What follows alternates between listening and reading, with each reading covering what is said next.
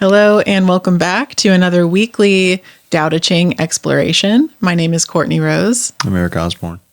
And today we're diving into chapter 12 of the Tao Te Ching, which is Psanctuary's primary text that we read from every Sunday at 10 a.m. Eastern, which we're now streaming right here on YouTube. So be sure to mark your calendar and check out that live stream every Sunday. But for now, let's dive into chapter 12.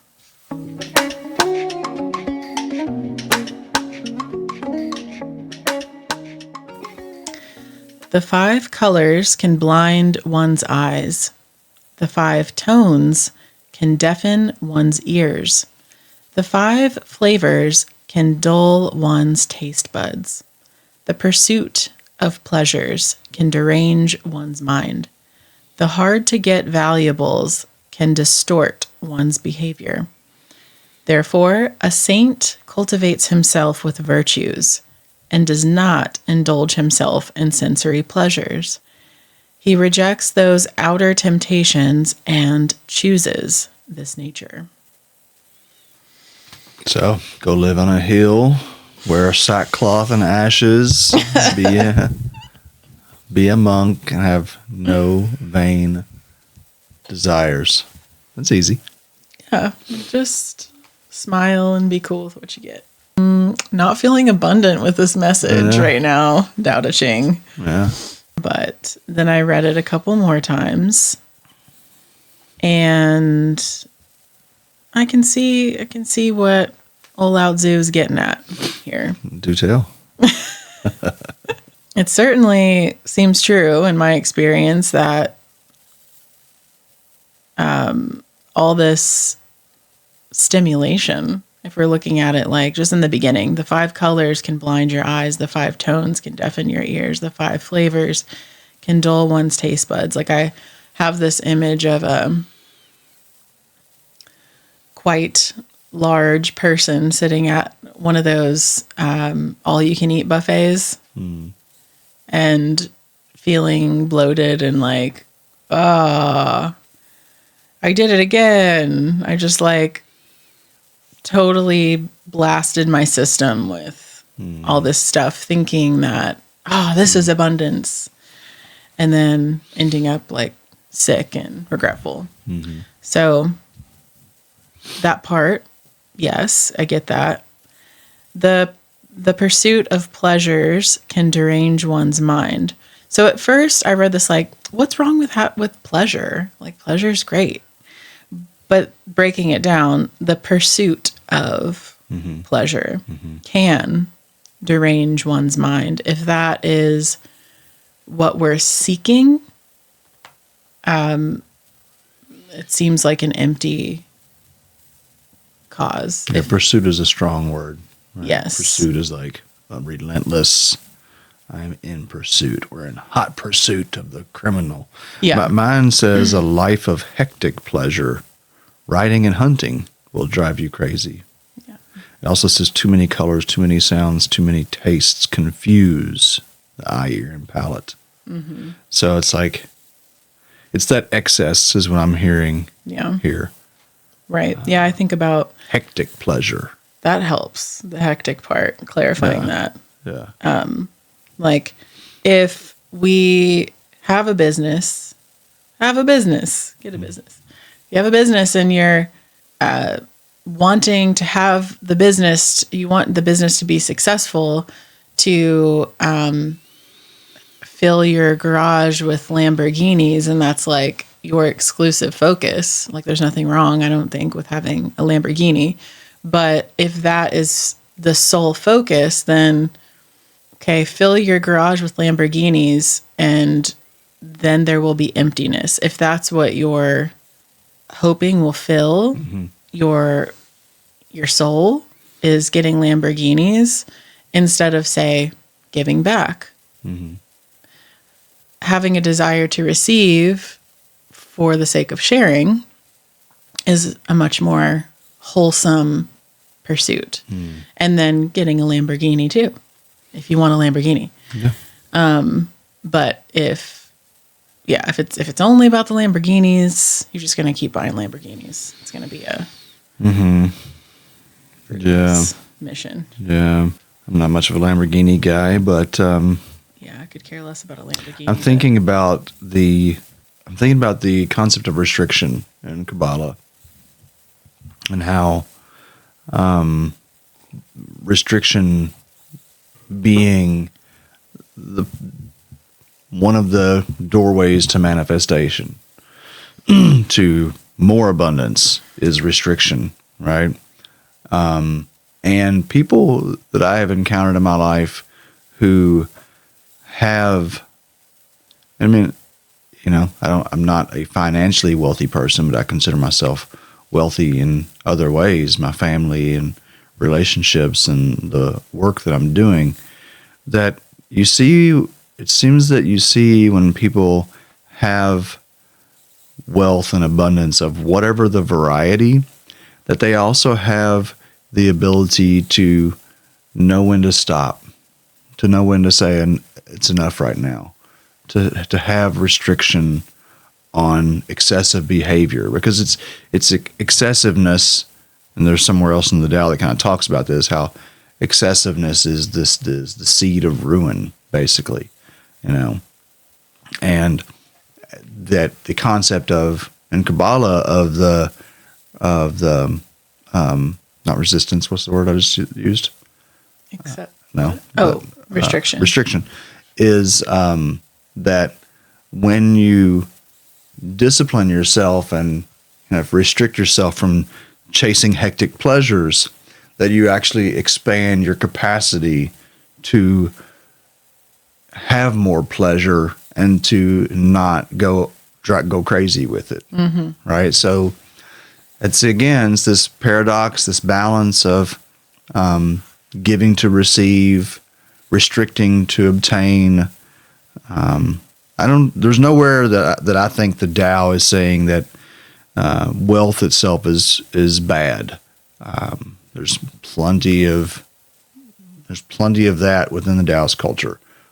Tak Chi has got a big, beautiful, amazing facility that he does his work from. But it's the covetousness, it's the excessiveness, it's the kind of lasciviousness is a word that I like. Lasciviousness. Wow, that's it's just like the over the top, just like give it all to me, and that's going nowhere fast. Bob Marley has a quote that says, "Too much of one thing is good for nothing." I'm not sure how he related that to ganja, but that doesn't count when it comes to except ganja. for the ganja man. Ganja good, everything. That's exempt. No such thing as too much ganja. Yeah, I'm thinking about in my life right now where the supplies. I'm asking myself, where am I in a pursuit? Look, hectic pleasure. If your spirituality is not confronting you with your shadow, then it's not real spirituality. If it doesn't give you an opportunity for some potentially challenging self-reflection, then it's spiritual bypassing. And the Tao Te Ching has a lot of very inspiring and wonderful words of encouragement. And it's got some places that'll check you. And you're like, oh, okay, where am I being excessive? Where am I abusing power? Where am I depending on the material world rather than the immaterial world that everything springs from? Same for me. There's some uncomfortable reflection here. Yeah, it can happen fast. What's that? The pursuit of hectic pleasure. The first thing that comes up for me is food and drinks. I'm a big lover of tonics. Like your drinks. Like not alcoholic drinks. I don't really drink alcohol, but like once quarterly, one lager quarterly is about where I'm at, or hard kombucha. Reishi coffee, chocolate coffee, tea of teas, all kinds of teas. I drink so much like 5 tea. different drinks it's like going on at one time. Flippin' apothecary at all times. Could be worse. There could be worse things that you were. But Yeah, but it does become this like the next, like pursuit of the next sensation. And without, back to our last weekly Tao chapter 11, which was talking about the void and the value of the empty vessel, like there are times in the day where I get this message that it's time for some emptiness. It's time for some space from the apothecary. Yeah, I've come back off of my fasting. I was fasting 2 days a week for January, February, and March. Most of the first week of March.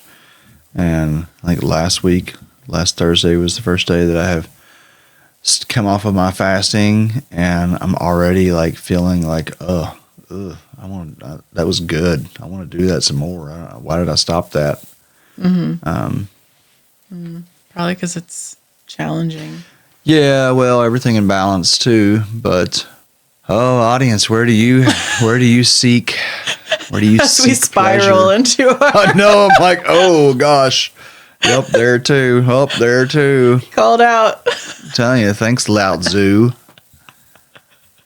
He's giggling on the mountain. Riding backwards on his ass. Actually, an ox, but Gosh, yeah, this is maybe a little off topic, but I'm just gonna say it anyway. I was listening to Montauk Chia a few weeks ago, some video, and he was talking about his history of coming into Tao, the universal Tao practices and teaching, and that he was trained by several masters, and one of his main master that trained him, that master's master, lived in a cave on a mountain, and like the guy had to walk this long distance to get to the cave, and like kept trying to like bring food for the trek and for the time that he'd be with his master. And he kept bringing food and arriving to this master in the cave, and the master would be in such deep meditation for like 2 weeks. Like 2 weeks. The dude would just be like waiting for the guy to come out of meditation. And he'd continue to have to go back to get food because he kept running out of food, just waiting. So the master is not eating food. He's just sitting there. Living on breath. Breath this was at the end of his days. He then says, he was like preparing to, what do you call it? Transition, but like that term where you're not coming back. You're not coming back to Earth. You're moving on to another realm. Next life. Yeah. Like not reincarnating. Yeah. But, so he was at the end of his time, but he would just be sitting there smiling for like 2 weeks, like not even in his body. And then finally he'd like time it right and he'd come back and he'd be like, oh, hey, I'll teach you for a couple days and then go back. But what does Montauk Chia say about how his master told him he chose the right way because he wanted to get married, have children? Yeah. It's interesting that we have chosen a challenging path, and I don't mean me and you. I mean we, as those of us who are in society. Like commoners. It is very difficult to be in the world and not obsessed with it, especially now when, like, man, we are sold the dream all day long, and so finding that balance it's a real challenge, and I feel like that is kind of that's the work that we've been given. That's what we're trying to do as a collective. For the first time in our recorded history, we have like luxuries at our fingertips, like teas from the Far East on Amazon, just overnighted. Yeah. And so it's challenging. Our neighbor kid rolled up in roller skates yesterday, and he was like, my dad ordered these for me yesterday, and I got them today. And he's roller skating all around the block. Like, what? Wow. And it's just like...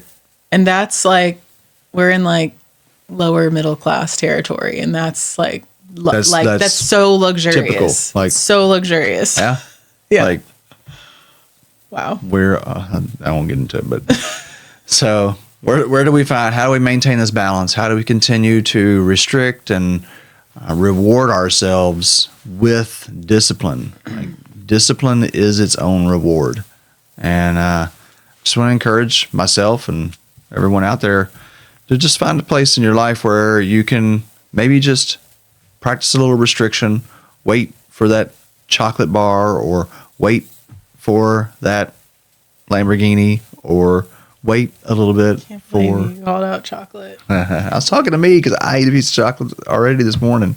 I was thinking about me. Wow. I know. I'm like, I did not restrict myself. This is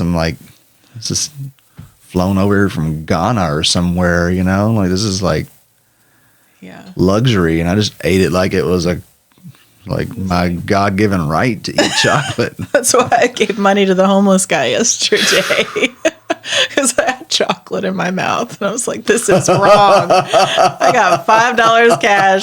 It may be all the cash I have in my purse, but I'm over here sucking on a chocolate-covered cashew. I have to give this guy I got money. a cashew from Brazil. I got chocolate from Ghana. I got a homeless guy right in front of me. Just take I got to it. do something. I'd give you the candy, but it's covered in my spit.